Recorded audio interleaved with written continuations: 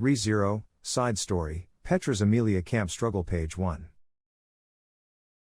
Petra, really, everyone thinks that I won't be angry, they're all so pig-headed. A young girl with a puffy red face, Petra vented her frustrations. This is a girl with slightly bright reddish-brown hair, and clear round eyes. Although she is not yet mature, her body is already slightly feminine. You can use the word endearing in order to describe this combination of features. Her budding body is wrapped up in her usual maid's uniform and exudes an aura that makes people think that she'll grow up to be a beauty just by looking at her. Frankly speaking, she is a beautiful girl whose future deserves to be looked forward to. But right now, this beautiful girl with such potential is clenching her fist, giving an extremely passionate speech with great enthusiasm. And the content of it is, Petra, Emilia Nisama is a total airhead, Ram Nisama just slacks off all day. I've asked Otto-san to take a break, but he still works crazily non-stop like a machine. Garfield-san keeps burying the knives that he bit into deep in the soil of the garden. Subaru-kun does not notice my feelings. Beatrice-chan is so cunning. The master does not reflect, and Otto-san does not sleep at all. Petra, who was employed at the Roswell mansion, listed the names and problems of everyone she thought were close to her. The girl, who was counting on her fingers, had in her mind the people who were very important to her but at the same time were worrisome to her. Then, after quickly venting her dissatisfaction with these people, Petra gently stroked her slightly bulged chest. Petra, really? The only one who can ease my mind is Frederica Nisama. It truly gives me a headache. After a long sigh, it all came down to the woman she respects. Petra's words did not sound like a complaint or an anecdote about a frivolous love affair. Of course, this should not be heard by the people mentioned above, nor did it sound like a one-man play with a wall. So, who is Petra talking to? Hey, Petra-chan, why are you telling me all this? The person who said that was a blue-haired girl the same age as Petra, lazily looking at her head. She is a girl with long hair that ends in a braid, and is wearing thin black pajamas. The young girl's looks were no less comparable with Petra's, and her body exudes an aura that does not match those of her age. The young lady tilted her head and yawned while covering her lips. I don't think there is anything I can do for you. Petra, no. I just want to talk to you about it. In response to the girl's cold response, Petra fearlessly leaned towards her. Maintaining her composure, Petra continued. Petra, because, Meili, aren't you bored being alone all the time, right? I'm here to talk to you, Meili. Petra, you really are a good person. Facing Petra's nonchalant claims, the girl called Meili was left a little speechless, and then she shrugged helplessly and parted her lips. Petra Lete is only 13 years old and is the youngest girl in the Emilia camp. It should be said that she is still a child, and everyone in the camp loves her unconditionally. Regarding this fact, she felt love from everyone and felt very blessed. However, although Petra accepts this blissful fact, she is unwilling to rely on such an environment. Petra still remembers that there was a time when she was too prideful and made too many mistakes that were unwelcomed and shameful. After an in-depth reflection, she secretly made up her mind. Before relying on others, she must do her best to do everything that she can. For Petra, who holds this kind of mindset, the people in the mansion are tricky enemies. After all, these people will spoil Petra whenever they have a chance. And in unison, they relied on the fact that they were older, insisting on the adult theory, that it is only natural for adults to spoil children. This is too cunning. No matter how hard Petra works, she can't change her age. Therefore, they are really super cunning for using this as a weapon. Having said that, Petra hopes that the people who wielded an invincible weapon, the banner of adults, would show a consistent attitude. Although Emilia and Beatrice always proclaim to be older, they look too adorable on the outside to come off as adults. Otto is indeed very smart, and Garfield is also fairly strong, but isn't the cunning and powerful Roswell the pinnacle of human trash? In other words, both Otto and Garfield are both useless existences. On this point, Subaru is neither too strong nor too smart, but he's super gentle, so his score is only worth 1 million points. It's just that Subaru always makes himself suffer in order to protect others. He is very worrisome. Although she wants to support him normally and get close to him, but because she has never given up on her admiration for him, she can't guarantee that she can accomplish these wishes normally. In addition, there is Ram, who can obviously do anything she wants, but has a lazy attitude and poor taste for men. At this point, Petra's evaluation of the members of the Emilia camp has ended. In summary, all of the members require Petra's help. If this were to be heard by people who claimed to be adults, Petra would be afraid of her image being defined as an evil instructor who evaluates scores without mercy. Petra, of course, everyone except for Frederica Nisama, Meili, Petra-chan, aren't you just too deeply invested in the role of being an old and caring mother? Listening to Petra's complaints, Meili, who was playing with a doll while sitting on the side of the bed, sighed. The place where they talked is the secret confinement room under the Roswell mansion. It is a basement that simply bears such a name. For the time being, it has a design where you can only lock the entrance from the outside, so it can also lock the people inside, and except for that, it doesn't have any other special jail functions.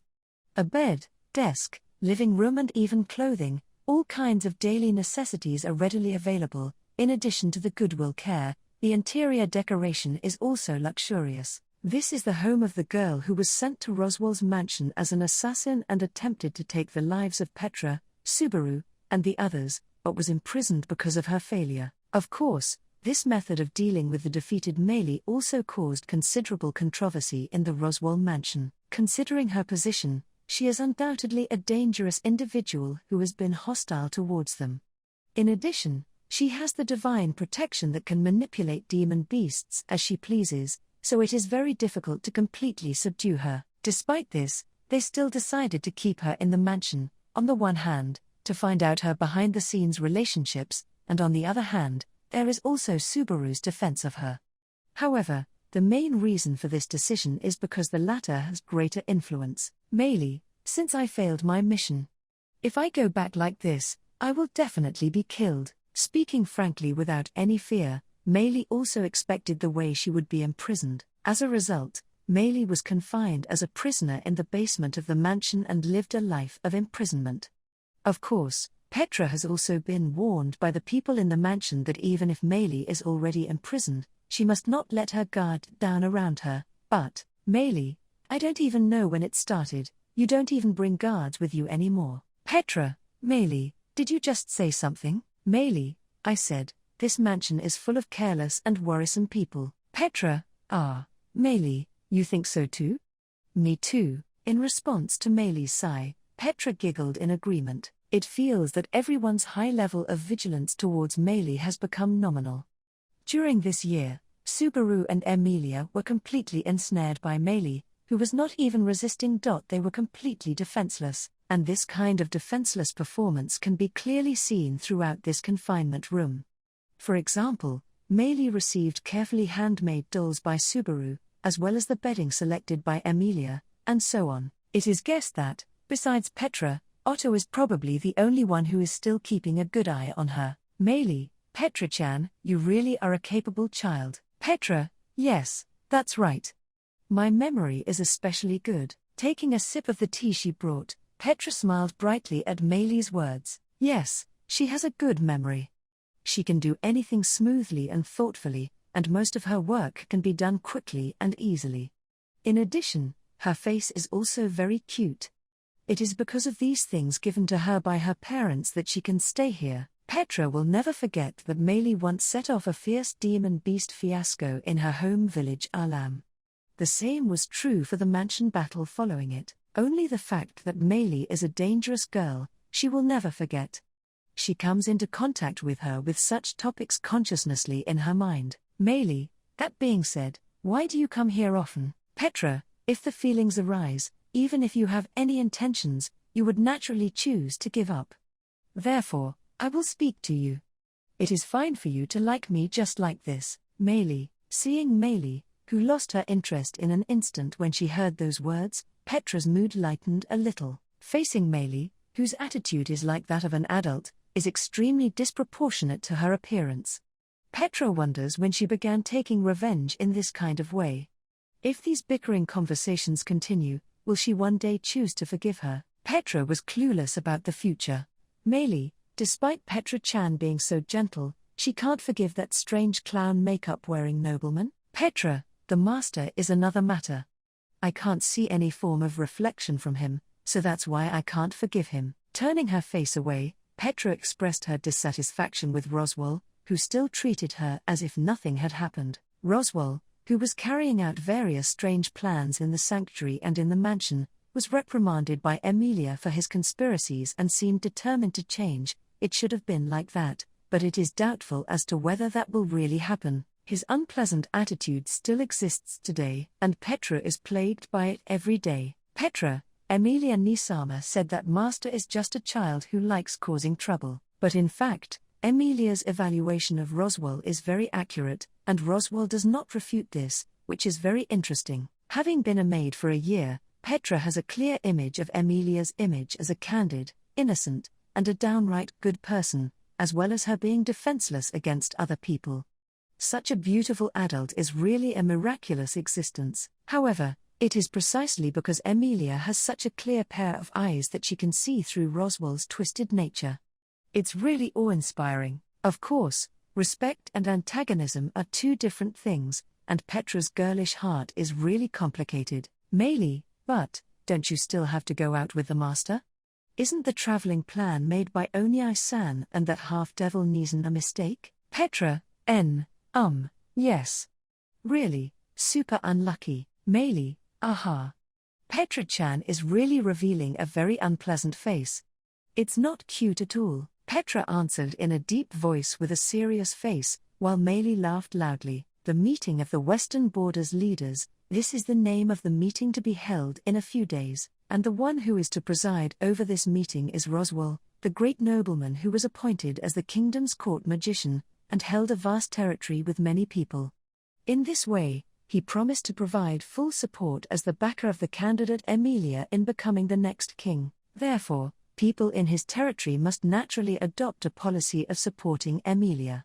However, the progress of its work was unable to proceed smoothly due to the matter of Emilia's lineage. In order to persuade these anxious and opposing powerful people, Roswaal ran around everywhere this year, and the final adjustments are to be made during this meeting. In other words, this is an important meeting discussing the future of the Emilia camp, and Petra herself voluntarily agreed to act as an entourage.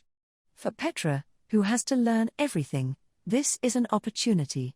As a member of the camp, she wants to participate in the learning process.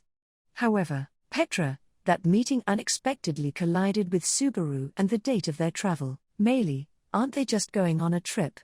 And now, even if it's a little trip, the distance between those two won't grow any closer. Petra, I don't have that kind of worry. I want to see the Watergate City too. Petra immediately refuted Meili's suspicion, then sighed at her ill luck. Watergate City Priestella. This is the name of the city where Subaru, Emilia, Beatrice and the other two are about to head for. They are setting off to the city known as the City of Water, one of the 5 largest cities in Lagunica. The invitation came from one of the candidates for the election who's in the same position as Emilia. Petra, however, their work cannot be finished within one day. Meili, originally it might have been possible to go street shopping with Oniai-san. Petra, that's right, don't let me have unrealized fantasies. Really, Meili is really cold-hearted. Meili, of course. I'm an assassin. Meili smiled while snickering, pointed to herself and reported her dangerous profession. Petra's eyes widened at her attitude, and then she shrugged helplessly. Meili, Akla? What kind of reaction was that? Petra, it's this kind of place. Meili is acting just like the master. Meili squinted her eyes when she heard Petra's words. Acting like a wicked person, pretending to be a dangerous person, she must be doing this in order to keep Petra away from her. This naive approach must have stemmed from her negative thoughts. In a sense, she is also a troublesome child like Roswaal. Petra, however, comparing you with the wicked things that master would do, he wins. I'm sorry, Meili, I compared you with the master. Meili, the clown who can make Petra-chan say such a thing is probably indeed more excessive, of course.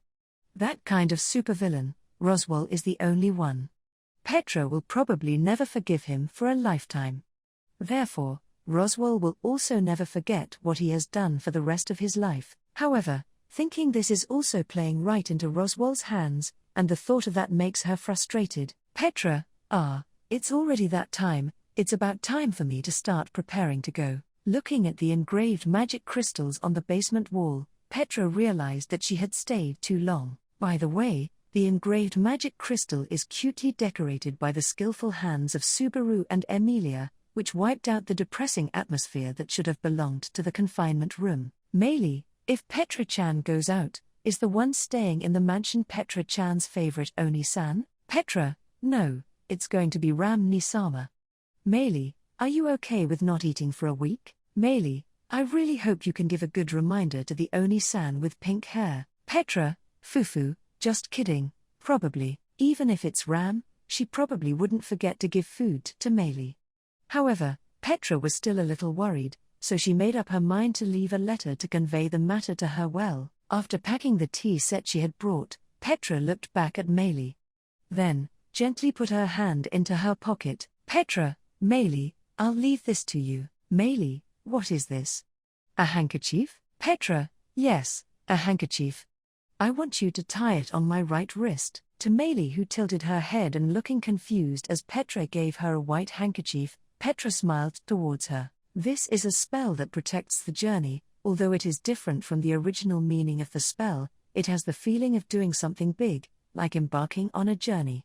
Even if it is only a superstition, it is still meaningful. Meili, Petra-chan really is an amazing person. Feeling Petra's energetic aura, Meili smiled knowingly, and then gently tied the handkerchief that was handed over on Petra's slender wrist. Meili, be careful on the road.